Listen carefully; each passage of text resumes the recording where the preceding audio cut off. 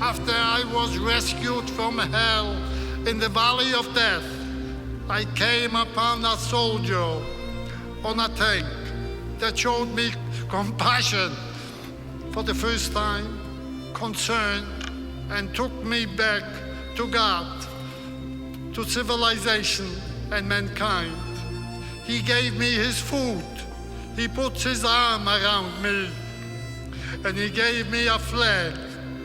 It is hanging here. America didn't give me money. They didn't give me food. They brought me here, and they said, I'm human. I'm human. I have an identity as a human being, and I am an American. And before, I was not human. I was not an American. I was a lost soul in the world. Steve was a social worker in the projects when I was probably in my early teens, probably around the time I was just starting to get in trouble, actually. Steve was different. He was passionate, he was motivating, and so you get the sense that this guy really cares. When I was about 14, I had stolen a car. That was the catalyst that brought Steve Ross into my life. My father had, at that point, given up. 14, I was arrested for the first time, and by the time I was 18, I was spending some time across the bay here at the Suffolk County House of Correction on Deer Island. I got out about 19 days early because Steve intervened and told the parole board that he had a job waiting for me, and so they let me out due to Steve's intervention.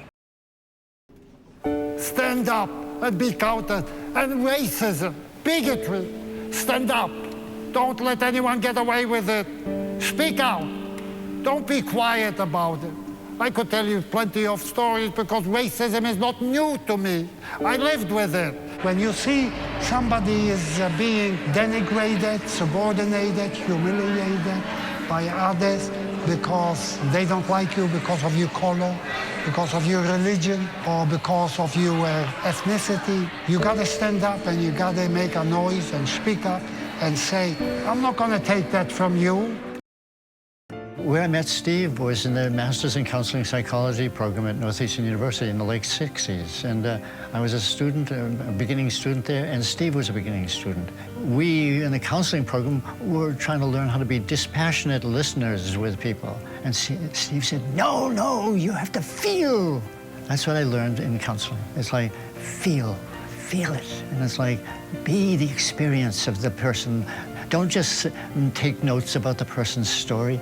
Feel the experience of that story.